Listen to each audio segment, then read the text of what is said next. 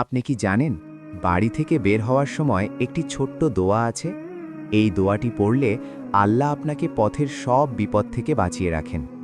রাসূলুল্লাহ সাল্লাল্লাহু আলাইহি ওয়াসাল্লাম বলেছেন, যে ব্যক্তি বাড়ি থেকে বের হওয়ার সময় এই দোয়াটি পড়ে তার জন্য আসমান থেকে বলা হয়, তোমার হাজত পূর্ণ করা হলো, তুমি হেফাজতে আছো, আর শয়তান তার থেকে দূরে সরে যায়।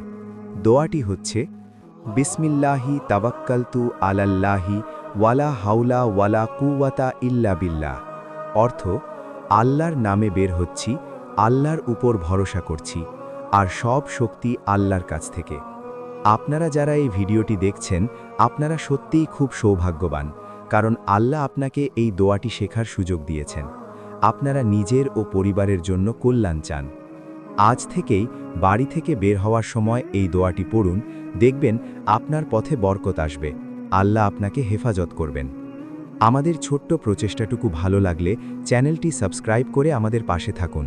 ভিডিওটি ভালো লাগলে লাইক দিন, শেয়ার করে অন্যদেরও এই দোয়াটি শিখিয়ে দিন। ফেসবুক পেজটিও ফলো করুন।